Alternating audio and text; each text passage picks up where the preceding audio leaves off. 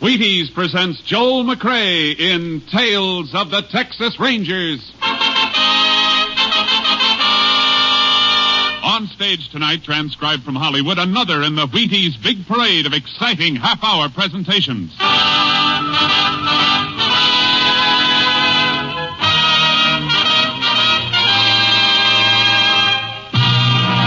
Tales of the Texas Rangers, starring Joel McCrea as Ranger Pearson. Texas, more than 260,000 square miles. And 50 men who make up the most famous and oldest law enforcement body in North America.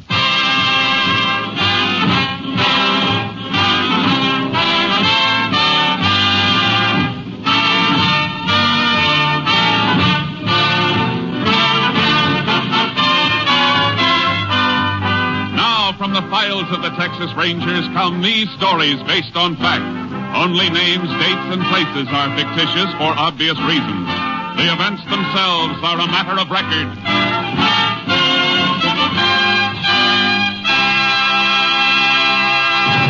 Case for tonight, Apache Peak.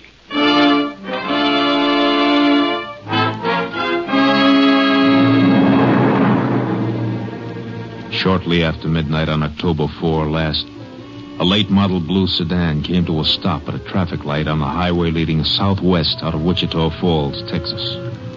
While the driver waited for the light to change, a figure moved out from the shadows and tapped on the window of the sedan. Going toward Haskell, mister? I didn't hear you with the window up. Said you're going near Haskell. I don't know. Where is it? I'm headed for El Paso. That's my direction. How about a ride? All right. Hop in. Thanks.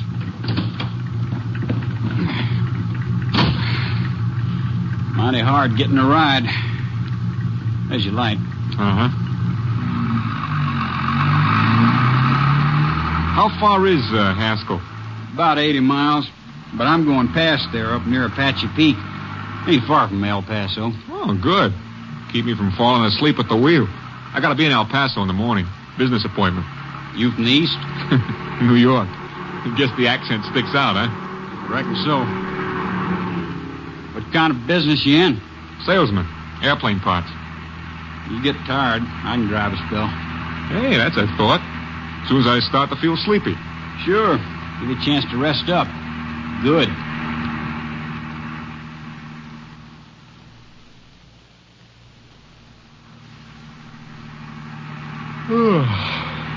It's almost 4 a.m. Be in Odessa in 20 minutes. You want to take over? Yeah. Guess I can stop any place on this highway. Haven't seen another car in an hour. Yeah, I'll slide over. You get out and come around. No, you get out. Well, it's just as easy for you. Hey, what are you doing with that gun? I need money, mister, and you got it. Oh, sure. I'll give it to you. I won't report it or anything. I know you won't, mister. Oh!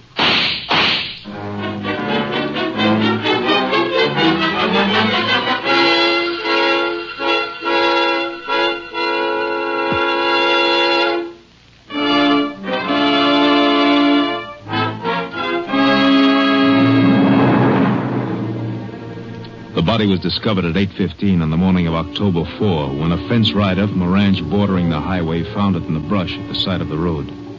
He reported the discovery to the nearest sheriff, and the sheriff relayed the report to the Texas Rangers. Ranger Jace Pearson was assigned to the case. There's the body, Jace, under that sheet. Where was he found, Sheriff? Oh, about 11 miles east. Must have been dumped out of a car. Shot 3 times. 1 through the neck and 2 through the chest. 38 caliber? Yeah. Coroner got 2 of the slugs.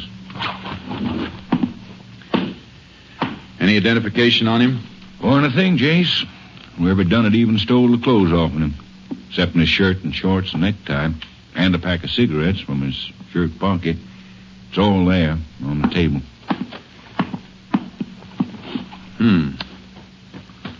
Laundry mark on the shirt. That might help.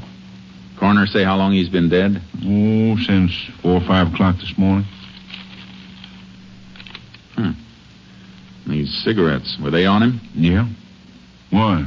Help any? Maybe a whole lot. Look at this. New York State tax stamp. Can you make something out of that? Only the one pack of cigarettes wouldn't have lasted him from New York to Texas. Probably bought a carton or two to start out on the trip. So his home might be in New York. I reckon an awful lot of folks buy a carton of smokes in New York, Jace. Yeah, but it's a place to start checking that laundry mark on the shirt. It'll be a help if we know who this man is. I'll send these things into the lab, and they can send a wire photo of the mark to New York. The coroner has some pictures of the body. We'll put them on the wire, too. You got a deputy to get the stuff to my headquarters? Sure thing. I'll call him. Good. And we can get out and check the scene.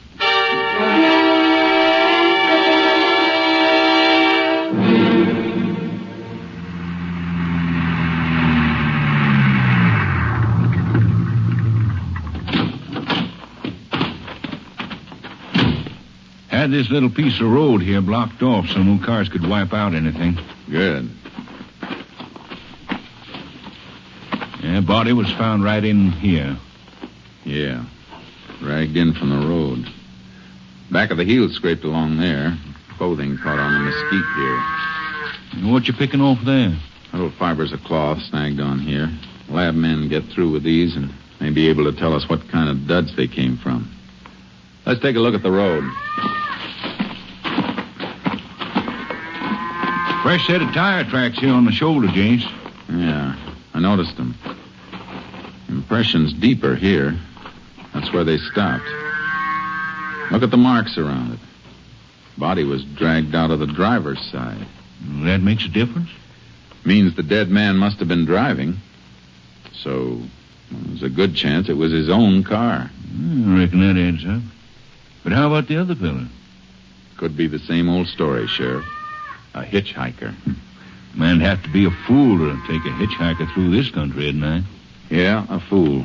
The trouble with fools is most of them are nice people. And they don't rate being killed. I'm going to play a hunch. Make some work for the highway patrol. Captain Stimson's out on investigation. I may be able to reach him in his car. Unit 10 to Unit 3. Unit 10 to Unit 3. Unit 3 to Unit 10. Go ahead. Unit 10 requests all points bulletin alerting highway patrol and ranger units to stop and check all cars carrying New York State plates. The exhibits you sent over have arrived, Unit 10. You're not just going on that cigarette tax stamp, are you? No, Captain. Murder scene check indicates victim was driving car he was dumped from. Might have been his own. Worth trying, I guess. How soon can we expect report from New York police on laundry mark? That'll take time, Unit 10. We'll keep you informed. Lab reports on exhibits in a few hours. We'll keep Unit 3 informed if I move from this location. Unit 10, 10-4.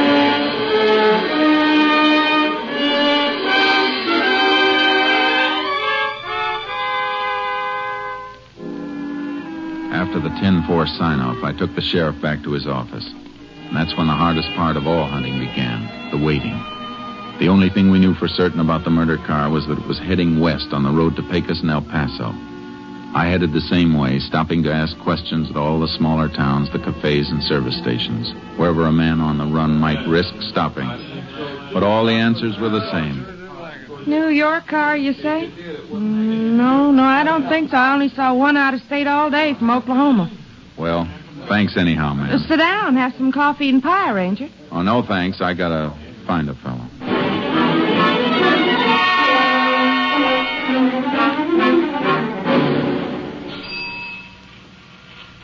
No, I'd sure remember it if a New York car stopped here for gas. Ain't seen one in a week. Well, thanks. Ranger, Yeah? the kid runs the pumps a little while I'm eating. Maybe he saw something. I'll call him out if you want to wait till I catch this fella's windshield. I'll wait. Oh, well, gee, I just remembered. The kid didn't sell nothing today. Well, thanks anyhow.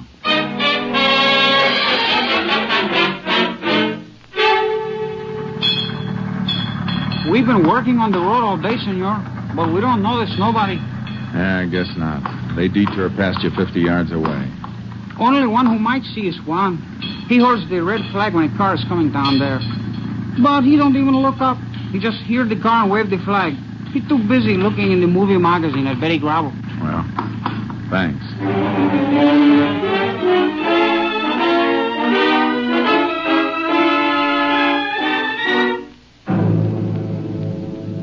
By nightfall, I was just outside of Pecos. I pulled into a grove near an auto court, a place I'd stopped before. Let my horse Charcoal get down from the trailer. Barely got him unloaded when another Ranger car pulled in.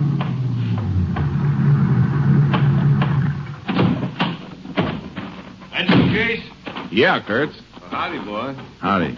What are you doing down here? Got a teletype for you from headquarters. Murdered man's name was Roger Bradley, New York City. Salesman for an airplane parts outfit. Identification positive? Yeah, pictures, laundry mark, everything. Police up there traced the laundry mark. Bradley's wife identified the pictures. Was married, huh? Yeah, 3 kids. Car you're looking for is a 49 blue sedan. Here's the make and license number. Highway Patrol hasn't spotted it anyplace. Nope, but here's a list of all the clothes Bradley was carrying on the trip. Pretty complete description. Can't understand why nobody's seen that car. Killer might have gotten out of the state. Had a good start. I hope that isn't it, Kurtz. 3 kids have to grow up without their father because of a gun-crazy hitchhiker. I know what you mean. Let's hope he's still in Texas. If he is, we're going to find him.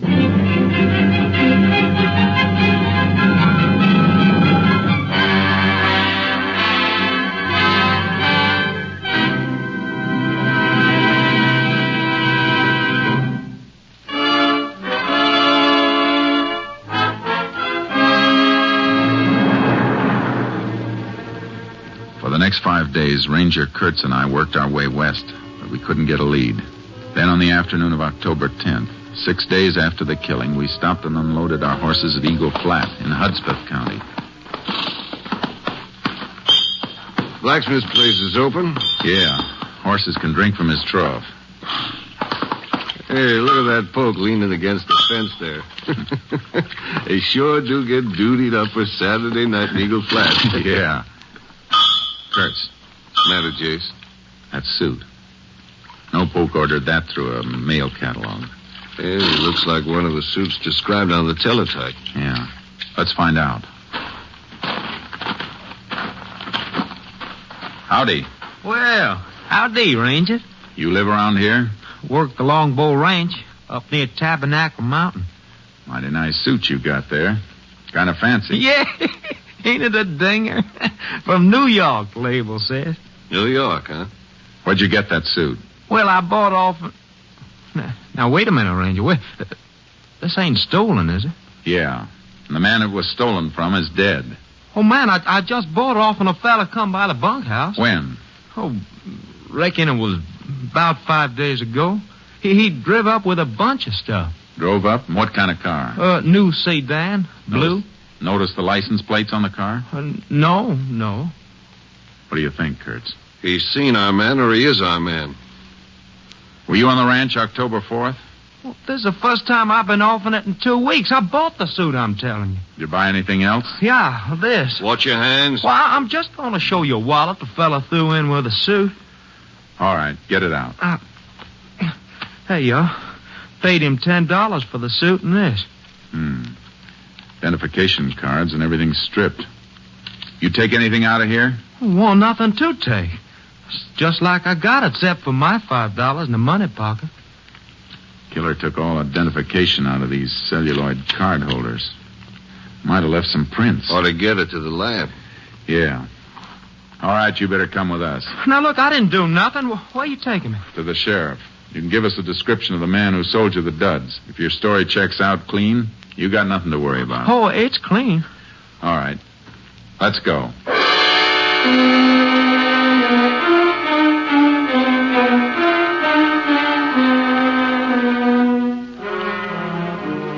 We checked the poke's story at the Longbow Ranch. He was telling the truth, all right. At least we had a description of the man we were after now.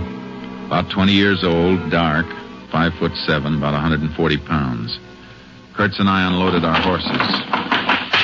Which way we riding, Jace? Come on, boy. Head north, into the hills. Road peters out past this ranch, though. Nothing but a trail. You might have turned back to the highway. Alarm was out by the time he passed here. If he went back to a main highway, the car would have been spotted. He's ditched it up here someplace. Well, let's ride. Get up there, Charcoal. Yes, there, boy. Yeah.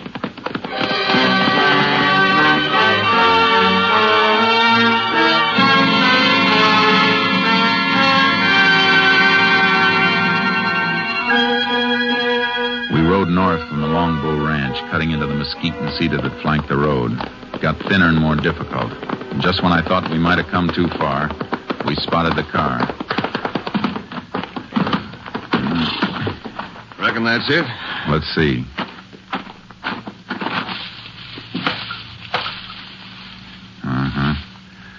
Smart. Rolled it into a gully and then covered it with dirt and grass. Nobody'd ever spot it unless they were looking for it. Let's get back and report it.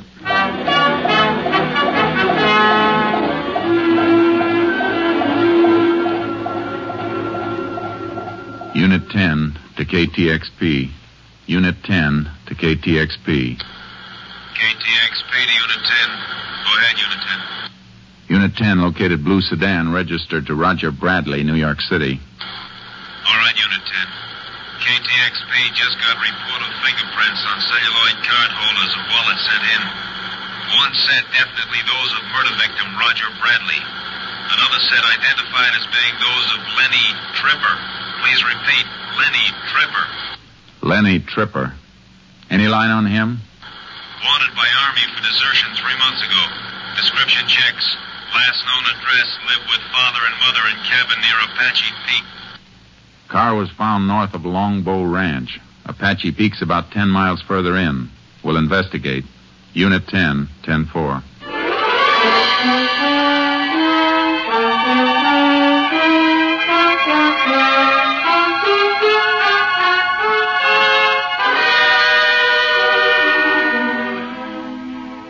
It was sundown when we got started. The country we had to go through is tough enough by daylight. It was after midnight when we sighted Apache Peak.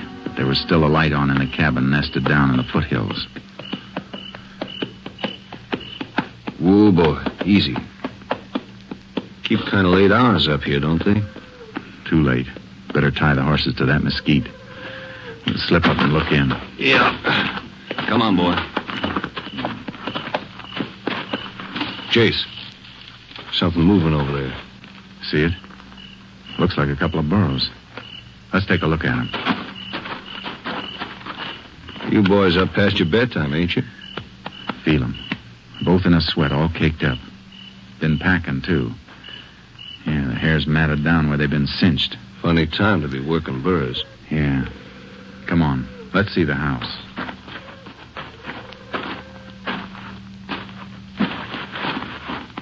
Look through the window. Man-eaten. Not our boy, though. Too old. Must be Tripper's father. Look, there's the old lady, too. You go around the back way, and I'll go in through the front. Wait till you hear me knock and get in. Right.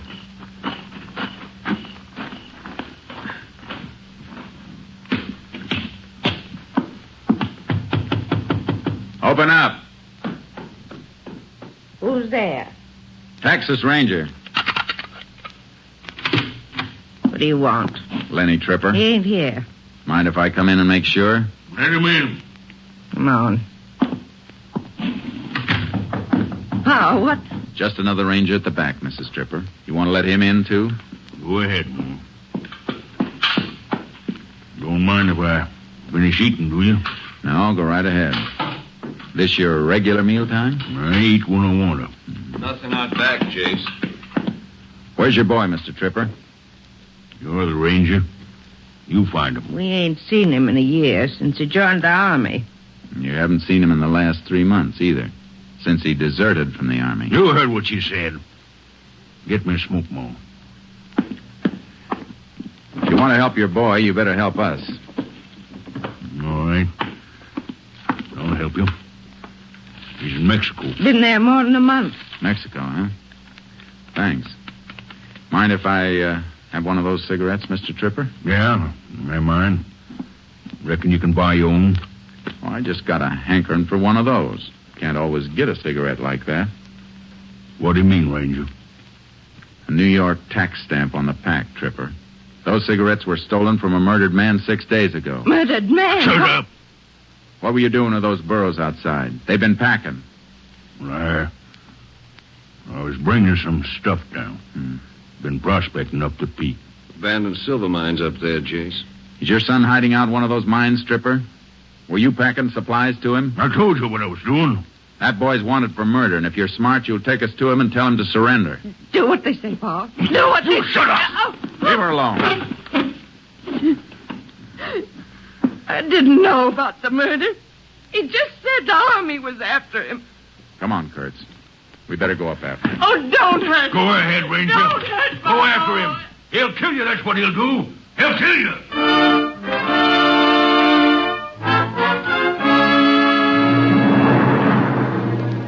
We had to go up on foot. It was too treacherous for the horses, and trailing over that rocky ground in the darkness slowed us to the crawling speed of an overfed snake. There got to be less earth and more rock, and the burro tracks grew fainter. So we tried to pick them up by moonlight and flashlight. It could have gone in any direction from here, Jace. Can't pick up a mark. Seems to level off a bit on that shelf ahead. Might be a narrow trail there. Hope so.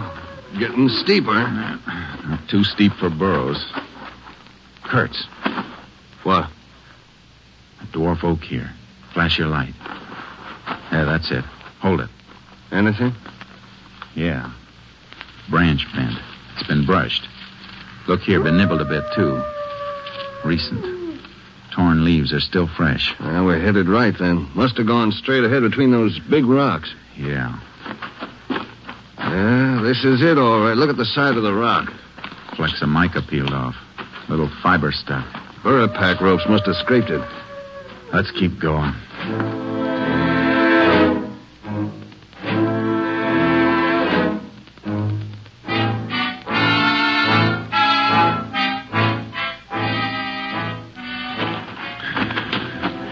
We finally reached the summit where the oaks and cedars fought for whatever slight grip their roots could get on the earth between the rocks.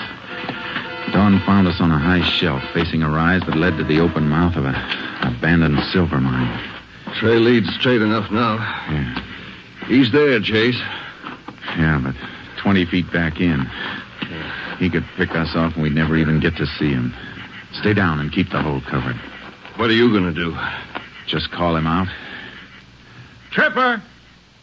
Lanny, Tripper! He ain't going to answer, Jace. You can't get out, Tripper. Stay down, Jace. Now he's got a rifle as well as that .38 he killed Bradley with. You gonna come out, Tripper?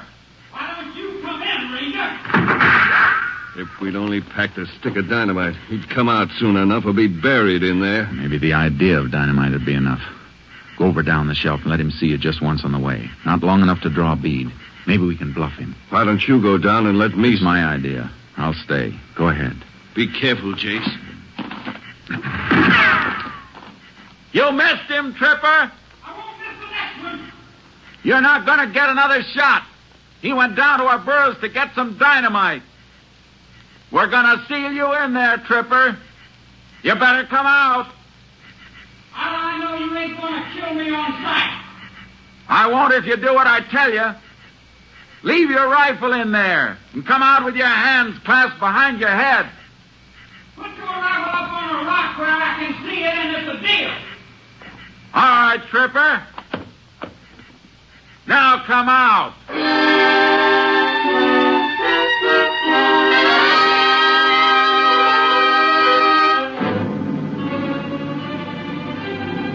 He came out of the shaft slowly, first a blur, then into the light with his hands behind his head. I got up and he walked toward me. He wasn't wearing a gun belt, but there was something in the way he moved that made me keep my hands close to my holsters. Then he made a quick sidestep and his hands came from behind his head and I caught the glint of a .38. Jace! I'm all right. Get him, man? Gun, hand, and arm. Put a tourniquet on and we'll take him down. What's the matter with you, Jace? You look kind of funny. Just thinking of his folks down there. His mother and even the old man. Just trying to help him because he belongs to them in spite of everything he's done. Folks are like that. We gotta bring him in and break their hearts. Yeah. Makes you wonder why he ever wanted to wear a badge. Until you remember the man he killed and the 3 kids who'll have to grow up without him. That makes you know you couldn't ever want to do anything but wear a badge. There's a tourniquet. That'll hold him. All right, Tripper, on your feet. Let's go.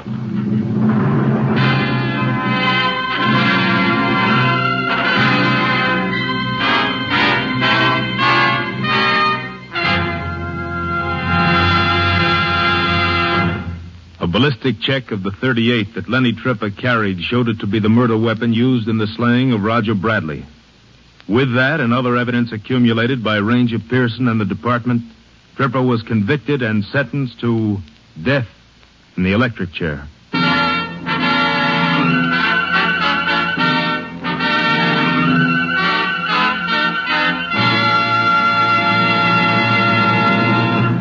Well, Joel, you did a fine job of clearing up that case.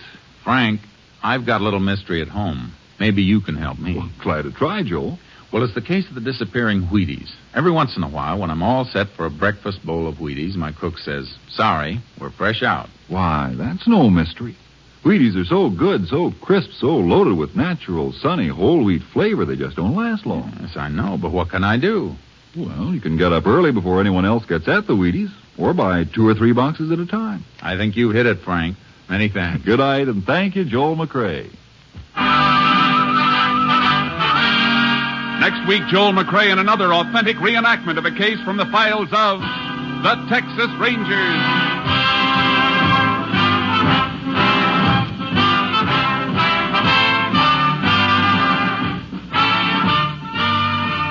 Joel McCrea will soon be seen in the MGM production Stars in My Crown. Tonight's cast included Tony Barrett, Bill Johnstone, Sam Edwards, Paul Duboff, Byron Kane, and Virginia Gregg.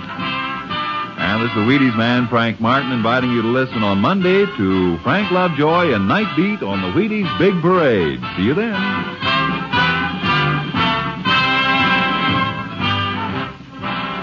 Tomorrow, listen for Dorothy Maynard. Now it's Basin Street on NBC.